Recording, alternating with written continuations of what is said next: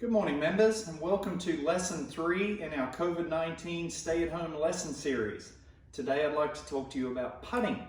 So I've had a number of emails from our membership asking about various putting mats and things that they can be doing at home, and my response has always been absolutely 100%. The putting mats are great. If you've got some carpet that can simulate the speed of a green, that's great.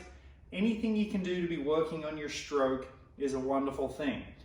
I do want to make note though, one thing you want to be careful with as you practice inside is we tend to get very locked in on line, and we actually tend to do that outside also. People have a disproportionate concern with starting that ball on the correct line. Now, I'm not saying that's not important, of course it is.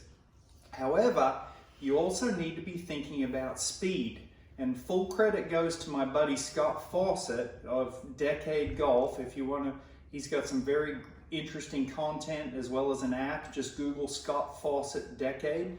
But Scott brought to light some data that had a huge impression on me. He said, when you're looking at dispersion errors in putting, speed dispersion errors tend to be 5 times greater than line dispersion errors.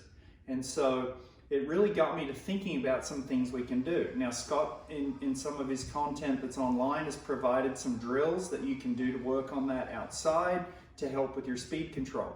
I want to focus on just one element of speed control today, and that is hitting the putter right on the sweet spot or the center of percussion in the head.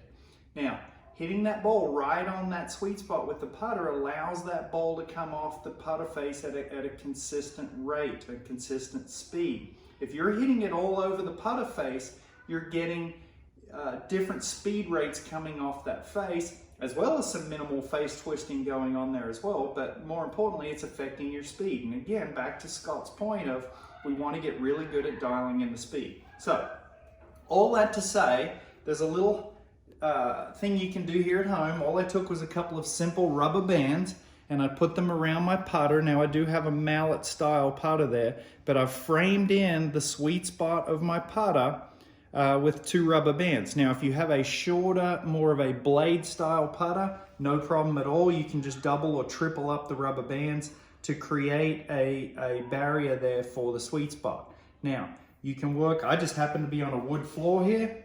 Kudos to KD Davis, our superintendent. This is probably close to replicating the speed and smoothness of our greens.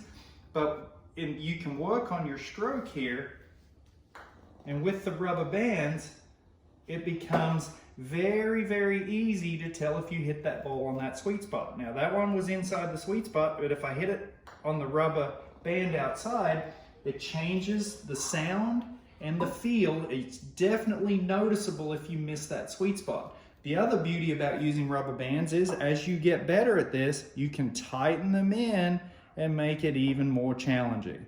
So, simple at-home practice drill to help train to hit the ball on the center of the putter face, which will lead to better speed control and improve your putting. Thanks and have a great rest of your day.